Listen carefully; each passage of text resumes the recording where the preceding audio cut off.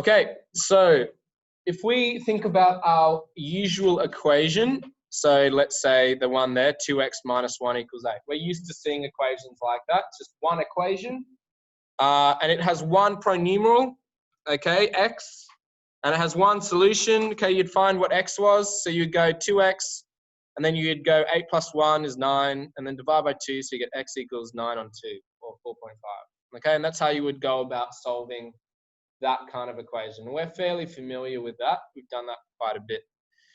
Now, if we look at the equation here, we've got 2x minus 1 equals y.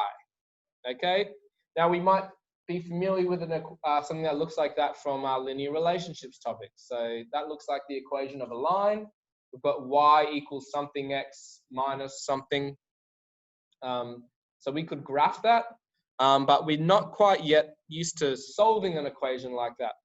The reason why we can't solve it is because it has two pronumerals, x and y, and then you're going to have two solutions. So a value for x and a value for y, and you can't work out one of them without knowing the other.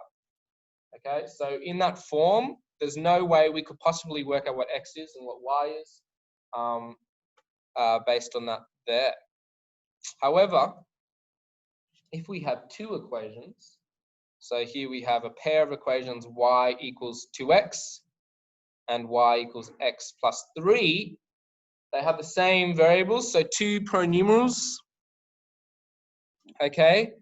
And they have only one pair of values, x and y, that are true for both equations. So we can use the fact that we have two equations to find the value for x and y that works for both of them.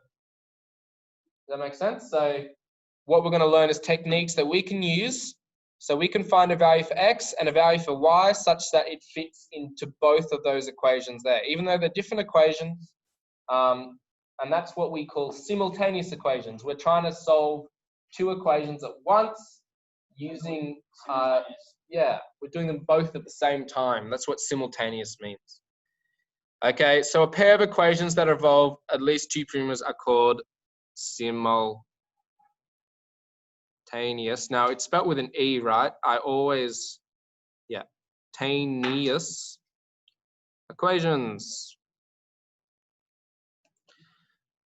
Okay, and the way that we go about it is we said that they're solved simultaneously to satisfy both equations. Now, over the next few lessons, we're going to be learning different ways that we can solve things simultaneously.